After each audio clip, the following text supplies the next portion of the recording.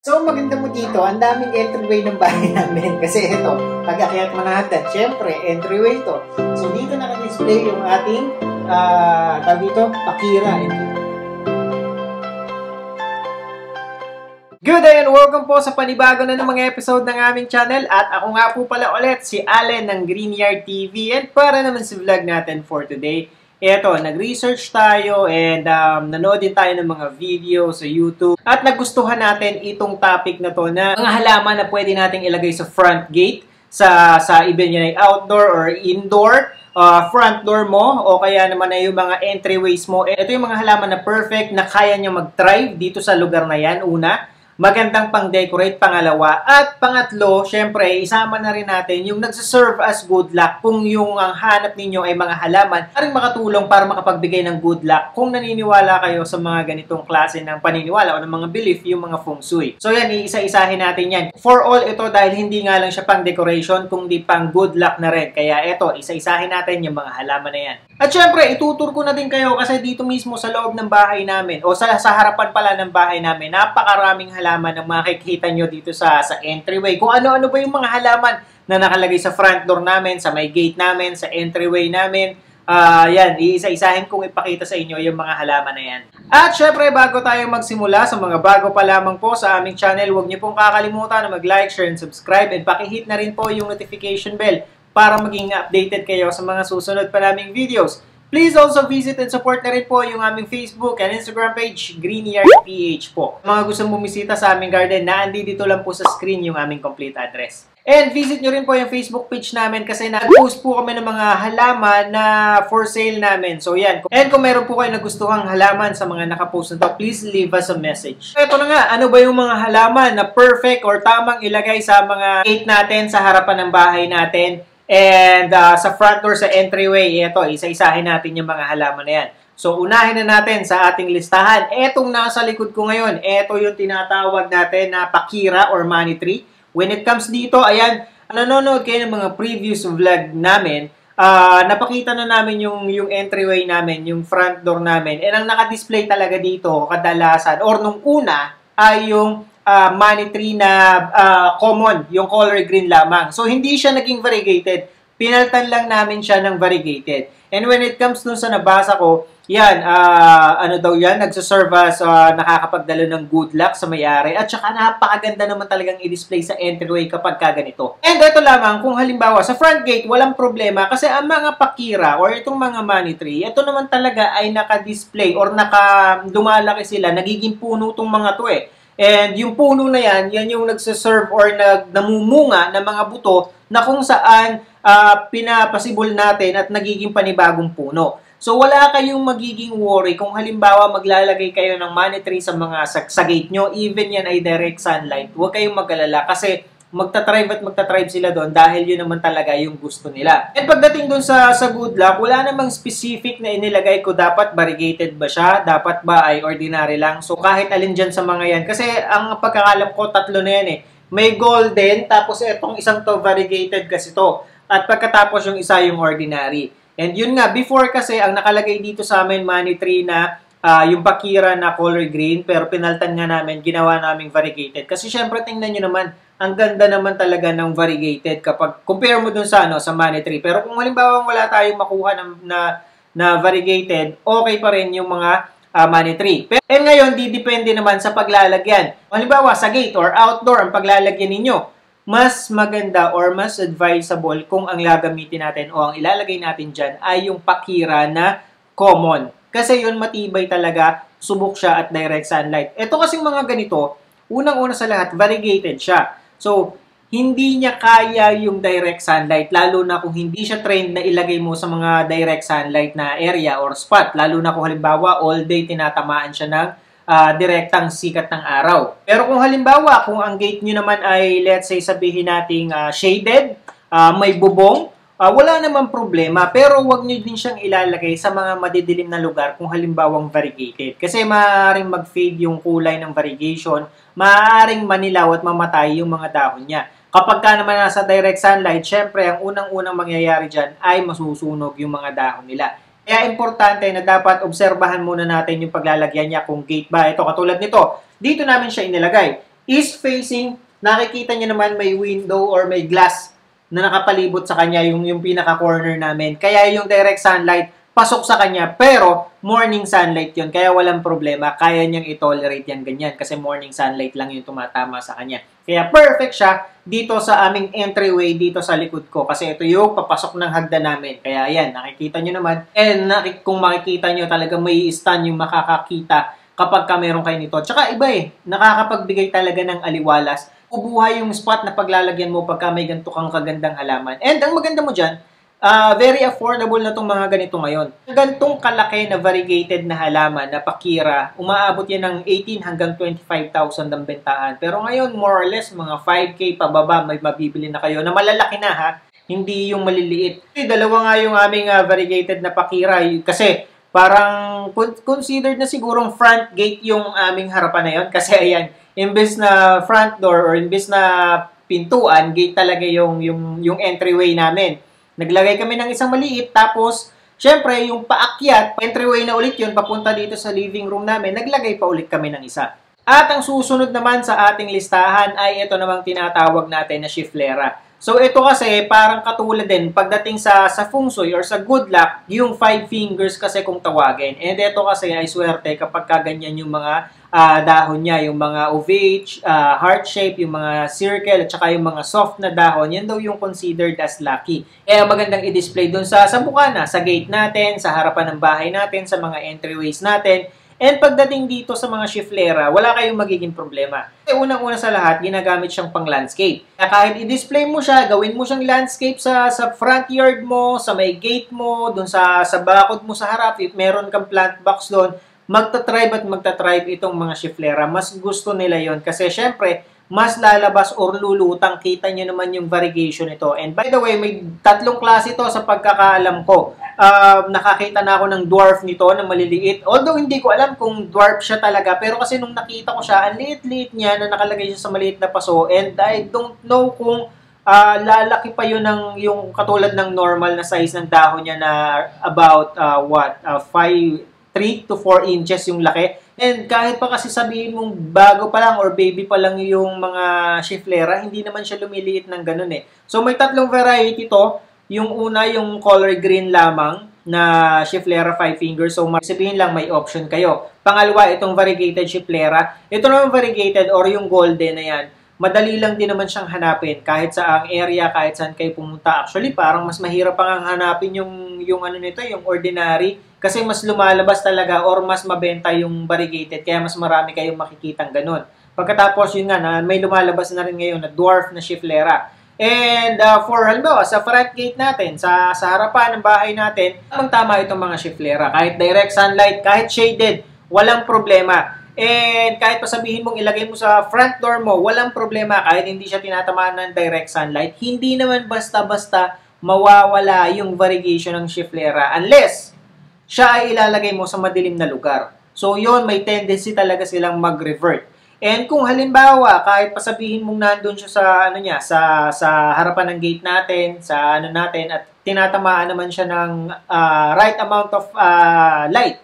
At so tingin mo may lumalabas pa rin ng mga color green. So ang gagawin lang naman natin dyan, tatanggalin lang natin yung mga nag-revert na dahon para hindi na siya makahawa pa or hindi magtuloy-tuloy yung pag-revert ng mga Chiflera mo. And ang isa pa, napakadaling alagaan ng Chiflera, very affordable at nagsaserve or nagdadala ng good luck sa kung sino man ang meron ito. Kaya siguro favorite din itong gamitin talagang ipang landscape at saka madali siyang i-combine sa mga ibang landscaping na halaman. Kaya yun, isa siya sa go-to landscaping plant din dahil nga doon sa kung gaano katibay itong Chiflera. At ang susunod sa ating listahan ay ito namang Lucky Bamboo. So kung halimbawa into feng shui kayo, syempre hindi pwedeng mawala yung Lucky Bamboo dahil ito ay isa sa pinaka maswerte daw na halaman ayon sa feng shui. And bukod dyan, napakaganda rin pang decorate.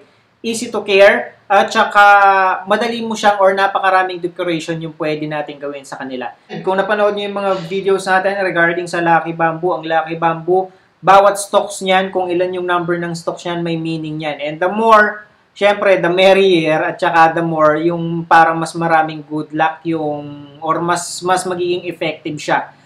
Kasi meron diyang, ilan ba? 2, 3, 4, 2, 3, 5, 7, 8, hanggang so on and so forth. Kaya may gumagawa niya ng, halimbawa, yung stick lamang o kaya yung tower, kung nakakita na kayo ng tower na Lucky Bamboo. And itong Lucky Bamboo, meron din kami sa harapan ng bahay namin. Naka-display or nakalagay na siya sa sa ground, doon siya nakatanim. Although hindi na siya ganun kaganda, kasi yun nga, hindi naman siya totally naaalagaan. Pero kapag halimbawa, kumukuha ako ng mga stalks, halimbawa magwa-water propagate ako, and gagawa ako ng video regarding dito or about dito sa mga Lucky Bamboo, yan, dito na lang ako kumukuha sa harapan ng bahay namin. And perfect silang ilagay sa, sabihin mong front door, kahit sabihin mong sa entryway, yan, okay na okay yung Lucky Bamboo. Kung halimbawa ang entryway nyo, ang maganda dito, merong mga sizes ang Lucky Bamboo. Yung sinasabi ko, may tower yan na malaki, around 4 feet, 5 feet, depende kung ano yung magugustuhan ninyo. Kung medyo malaki yung entryway na paglalagyan ninyo. Kung halimbawa naman, maliit lang yung entryway ninyo,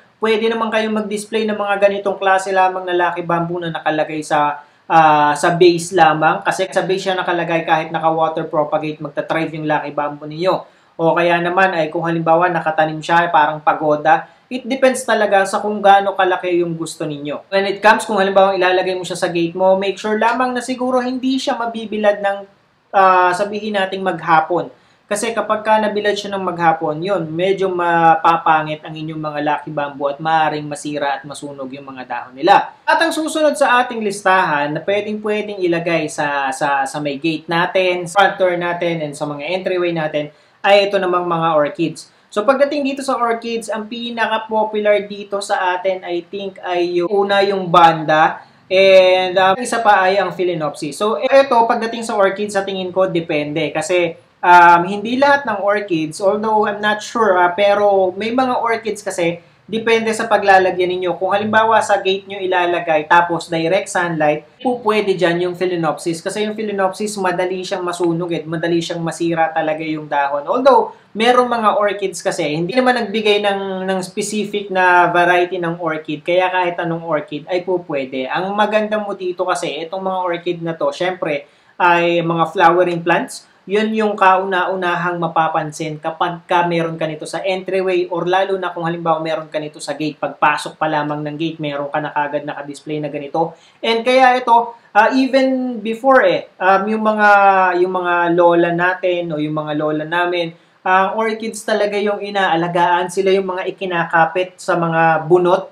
Tapos ididikit mo sa mga tuod. Yung mga malalaking puno, yung branch ng puno na ginagawang pinagdidikitan nga ng orchids. Ganun kasi alagaan yung mga orchids, di ba? Maganda sila. Lalo na kung halimbawa, ilalagay mo sa harapan talaga ng sa gate or kaya sa pagpasok ng gate nyo. Tapos nakalagay sila sa tuod nga. So magandang decoration siya. Pero kung halimbawa, front door ang paglalagyan mo, entryway yung paglalagyan mo, dyan papasok yung Phalaenopsis. Kasi yung Phalaenopsis, kita nyo naman na isang mahaba lamang siya na puro bulaklak. Tamang-tamang ilagay sa mga entryway natin. Pagka naglagay ganito, napaka-klaseng tingnan Ito yung mapapansin nyo, or kung napapansin nyo, yung mga halimbawa, papasok kayo sa office, makakakita kayo ng mga halaman, o papasok kayo sa hallway, sa office, may makaramihan ang makikita natin yung mga Phalaenopsis. So, ito, kadalasan nakalagay siya sa actually, disposable na baso lang pinaglalagyan ito O kaya yung hindi ba siya pang display na pot. So ito, ilalagay mo lang siya siguro, I think, hindi mo na kailangang i-transfer, ipasok mo lamang sa mga mas classy na mga like yung mga pots, like yung mga ceramic pots para mas lumutang talaga or mas maging classy na tingnan. Siyempre, nakakadagdag kasi ng aesthetic at ganda kapag maganda yung pinaglalagyan ng ating mga halaman. Ito siyempre, gumawa tayo ng konting research. Ancient Greece pala, ito kasi ay nakalink sa fertility. Kaya itong mga orchids ay ginagawa nilang pangregalo sa mga new parents. Dahil kasing mga orchids ay nagdadala ng swerte at saka fortune in love. So, doon siya nakalink itong mga orchids na to. So, yun, maganda pala siyang pangregalo sa mga new parents. Kaya kung halimbawa naghahanap kayo ng ireregalo sa mga new parents, kung halimbawa mahilig sa halaman ang inyong pagreregaluhan, orchids yung isa sa pinakamaganda palang ipang regalo natin sa kanila. Orchids, ito yung ito yung wala kami dito sa bahay namin.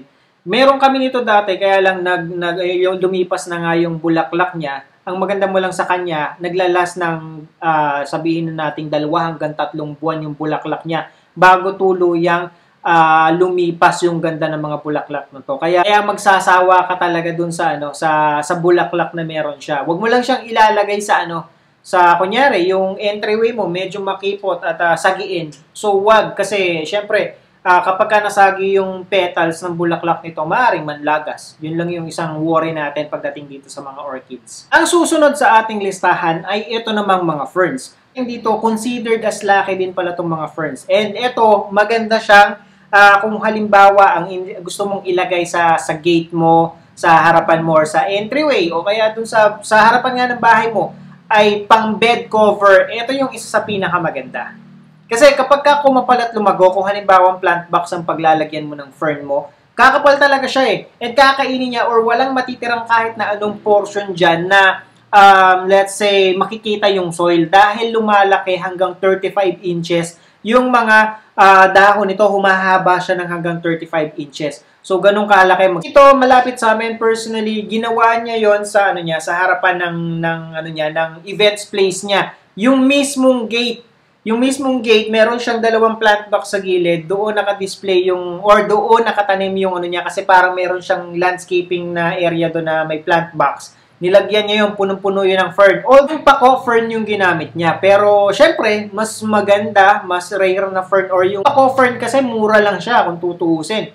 Around, may 3 for 100 niyan. Merong tig to 20 pesos per bag niyan, per nursery bag. Kaya lang, syempre, mas makapal, mas malago ng konti, ay mas mahal. Pero hindi siya ganun kamahal kung i-compare natin dun sa mga Boston Fern. Kung gagawin mo siyang pang garden bed mo, yung Paco Fern, okay na para sa akin yun eh. Katulad nung nakita ko nga dun sa events place malapit dito sa amin. So, ganun yung ginawa niya. Kung halimbawa naman, pang front door, pang entryway. So, pwede naman dyan pumasok ngayon yung ibang variety ng fern. And ito, dito naman papasok yung tinatawag natin na mga Boston ferns, maraming varieties ng fern. Yung pwede kayong pamilian. Nandyan pa rin yung asparagus fern kung tawagin. Pagdating dito, Paco fern, kahit direct sunlight, wala kayong problema. Kasi dito sa amin, nakatanim sila sa nursery bag, nakalagay sila sa nursery bag, direct sunlight yung tumatama sa kanila. Kaya niyang i-tolerate yun. When it comes sa mga Boston fern and yung mas magagandang fern, mas maganda yung hindi sila tatamaan ng direct sunlight. At mas gaganda pa ang mga Boston fern nyo kung medyo maganda or mataas yung humidity ng paglalagyan nyo sa kanya. At ang maganda mo dito, kung halimbawa maliit ang entryway, pwede mo siyang ihang lang kung medyo mataas naman yung wall na paglalagyan mo sa kanya. So, maganda mo dito, ang daming entryway ng bahay namin. Kasi ito, pag-akyat mo na hagdan, syempre, entryway ito. So, dito naka-display yung ating tawag dito, pakira. And kita nyo naman, may mga ribbon effect pa yan. And ito, ayan, nilagay lang namin siya sa itong peace lily. So, dito ko nakaupo kanina, hindi naman yan talaga totally dyan nakalagay. Isinama lang natin pang dagdag sa decoration sa palibot ng pinagbablagan natin o pinag-uupuan ko. So, ito, simple lang. Nilagay namin sa terracotta pot. Pagkatapos, nilagyan ng konting pebbles para hindi kita yung soil. And as you can see, ito kasi grafted to, so tinaniman yan ng mga tangkay na variegated. Pero to, yung puno niya, yan ay yung color green lamang at ordinary na pakira or money tree. Kaya kung makikita mo yung kanyang sumisibol ng mga panibagong sanga, wala siyang variegation. So yan, tatanggalin mo lang yan. Pero ito, yung nasa ibabaw na yan, kapag yan ay nagkaroon ng mga panibagong dahon, ito yan, katulad yan, may pasibol na dito. Pagkatapos, ito yung isa sa pinakabago niyang sibol o bukang dahon. And yan ay lahat variegation na yung lalabas o variegated na yung lalabas na dahon sa kanya. And para ma-maintain yan, syempre kailangan maliwanag. Kaya perfect siya dito sa corner na to dahil pasok na pasok ang liwanag dito, morning sunlight ang pumapasok. Yun yung isang maganda talaga dahil maliwanag dito sa loob ng bahay. So yan. And pasok din sa listahan nga pala natin itong rubber tree. And kita nyo naman kung saan kayo makakakita ng rubber tree dito sa bahay namin. Libot, meron sa second floor, meron dito sa roof deck, kadalasan or karamihan ng malalaking rubber tree namin na andi dito sa taas. Ayan, tapos iba't ibang klase yan. At kita nyo naman kung gaano kakapal, tingnan nyo to.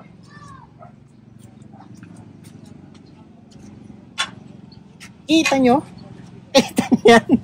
Napakakapal niyan. Nakaraming damo. So ito, napabayaan na yata to. Hindi naman napabayaan pero hindi natatanggalan ng Hindi natatanggalan, hindi nabubunutan ng damo. So, papatanggal natin yan. Eh, magtataka ka naman dyan, bukod tangi namang itong rubber tray na to, ang puro damo, yung mga kasamahan naman niya, wala namang kahit na anong damong tumutubo sa kanya. Ayan ang harapan, ayan ang entryway, gate. At may gasol pa nga doon sa harapan na yan. So ito, money tree pa din siya. Ito yung naka-display doon sa loob namin. Tapos pinaltan nga namin ng variegated.